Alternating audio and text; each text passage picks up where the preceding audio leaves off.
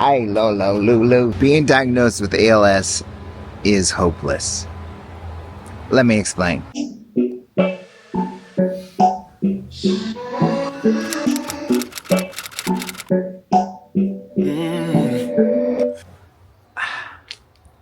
My name's Darin Nakakihara, and welcome to the Die Trying vlog. 7 months ago, I was diagnosed with ALS. One of the most striking things about this disease is just how little they do for you.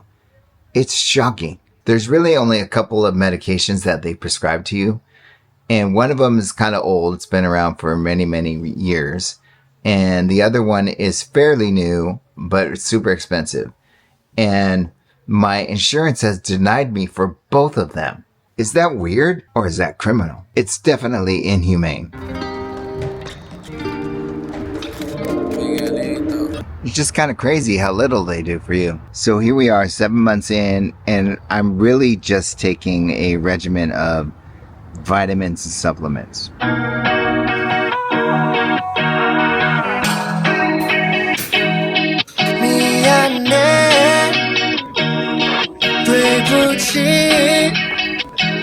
One of the first questions I get all the time is, what's it like having ALS? That's kind of a tough one because I think it affects everybody so differently. But for me, it's just extreme weakness. And it started in my foot, worked its way up my left leg to my arm and my hand. And it is slowly working its way through my whole body. I don't know if you can tell, but I have a really hard time talking. And it just feels like, I don't know, like your tongue is numb. For me, it's in the back of my tongue. I don't know how to explain it. It's just really hard to talk. Because your tongue doesn't do what it used to do, you know? First pill of the day.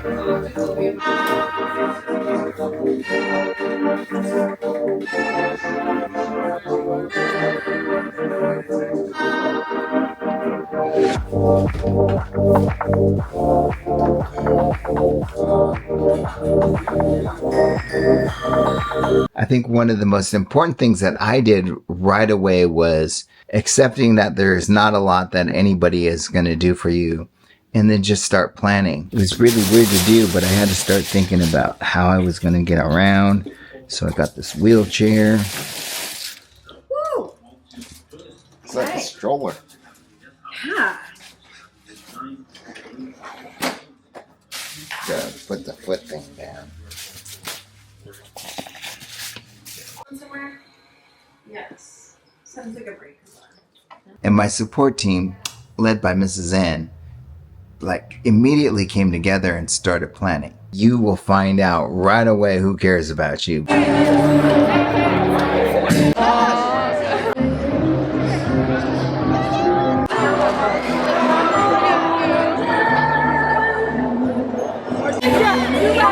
Like a minute. No problem. We have to wait for this.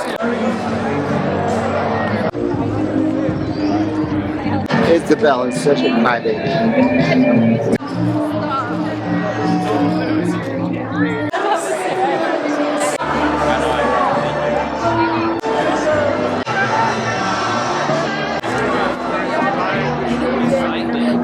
Oh my god, no, you're gonna make me cry.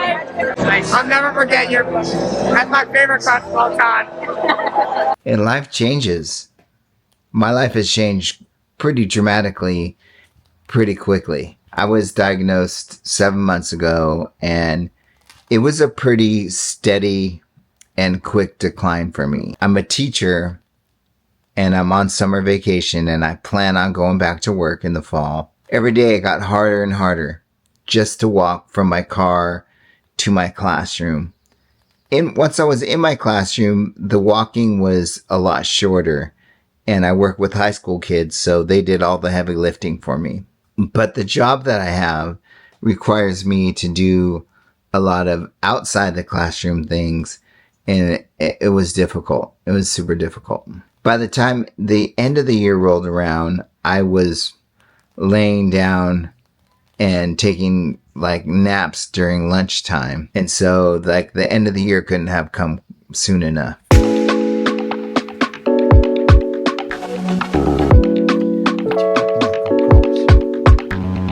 But now that I've been on summer vacation, I've had 14 straight days of rest. And I have just been sleeping in as much as I can. Sleep is another story. We'll talk about that another time. I've been getting up about an hour to two later than I would have normally during the school year. And then I've been taking like 1 or 2 naps a day and just totally relaxing. And I could tell it's made a huge difference. Like I could see myself going back and finishing the year strong next year, you know? I just really need to manage my rest. It's going to be super important. It is clearly the key to my health. You know what I mean? Rest is key. We are running on empty, guys. Running on empty. We're on the Seine River, going past the Eiffel Tower. So many people have said you need to quit and just stay at home. But I gotta tell you, those kids bring me so much joy. Like, I can't imagine just sitting here doing nothing. It kind of feels like I would just be sitting here waiting to die. You know what I mean? And that's just not me. Bars behind us. One of us, she's starting her own business. It's really cold. Yeah, she's doing great. We just got her, well, we found her apartment. Okay. But she's paying I'm $100 driving, for her you're smiling, studio. just really doing nothing. That's the thing It's I just some like B-roll, about Jill. you. B-roll. We have a 2-bedroom apartment in Greenville. On the highway, Oh it's my all God. 66 and we keep on driving. We just do what we wanna do. Because Have I had to change the way I do things? Absolutely. I am way slower. I get tired really easy, but you can't just stop living your life, you know? So what's it like having ALS? Every day is an adventure. Like all of a sudden one day I couldn't get up out of bed. So what do? Well, Mrs. N helps me out of bed sometimes. You kind of just do what you need to do to get through the day. You know? I rest when I want to rest now. I try not to ever overdo it. I haven't stopped living my life, however short that may be now. I got to keep doing. You know what I mean? And you should too. This whole bracelet thing. So this one right here, another teacher at my school made for me, and she gave them out to the whole staff. Those ran out pretty quickly, so I had to order some more. This orange one says, I am ALS, and it's from Brian Wallach and his wife Sandra, their organization.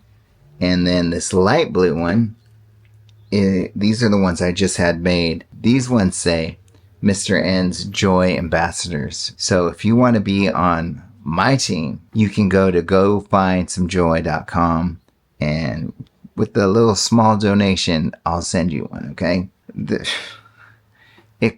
Let me just tell you, it costs a lot to mail those things out, by the way. Like, my cost is like $5 just to send one of these out to you. So if you can help me out, I'd really appreciate it. So, Joy Ambassadors, my name's Darin Nakakihara. I was diagnosed with ALS about 7 months ago. And if you made it this far in this video, you might as well like it and subscribe and click the little notification bell so that you can get notified every time I upload a new video. You guys have a great day. Until next time, go find some joy.